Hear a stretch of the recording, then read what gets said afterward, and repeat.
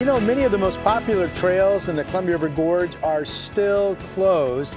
This is Flight 8 drone video from back in March. Now it shows the lower section of Eagle Creek.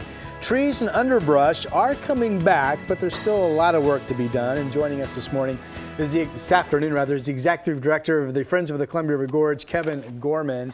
And Kevin, for starters, I know we had on our newscast some time back that the parking lot along I-84, people were able to park and walk up to the falls, but even that's not all open yet, is it, at the Multnomah Falls? No, originally the first step was that people could go to the lodge and just kind of look through a fence, and then the fence has come down, so now they can go to the viewing platform.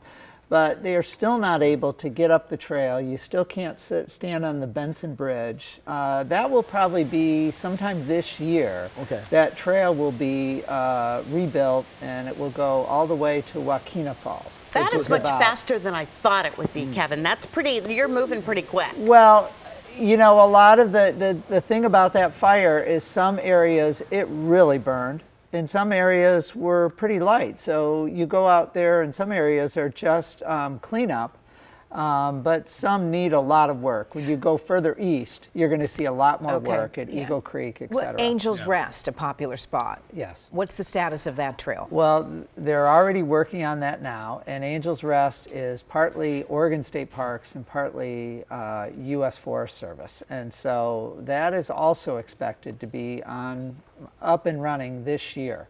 So that's a super popular one, and we'd like to figure out a way to do it and make it even more sustainable, because it gets so much use that it's easy to break down. And is there still the ongoing risk that the vegetation is not there to the point that we might still have washouts yet to come this spring? Is that an ongoing problem or not? Yeah, so I much? think most of the concerns we've had about the washouts, and really it's the freezes and the thaws, that was the big concern, and some of that we've passed. So they're being pretty careful, the Forest Service and various trail groups that are working on this. So I think they're gonna take it slow, but certain areas, again, like Angel's Rest and at Multnomah Falls, I think we'll be able to get those online soon. Kevin, you've been working so hard on a campaign to do some of this restoration and to raise money. It's called Preserve the Wonder Campaign, and you have some great news. Yeah, now this campaign started before the fire. Okay, before the fire. We announced it a year ago publicly, and it was a $5.5 million campaign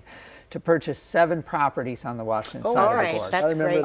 Some of it was turtle habitat. Remember the turtles in the ponds? Absolutely. And some of it was for trails on the Washington side, because we also have a vision of relieving some of the congestion in the waterfall area and having trails on the other side. So we launched that campaign. We announced at our annual meeting on Sunday that we reached the $5 million mark, and it's a $5.5 million campaign. Close. Fantastic. Yeah. But Congratulations. On top of that, we have 2 really generous donors that are offering up a $250,000 match. So we are just asking the public to take us the last 5%. You know, $250,000 will be matched dollar for dollar. That's great. And will be done. These properties will be preserved.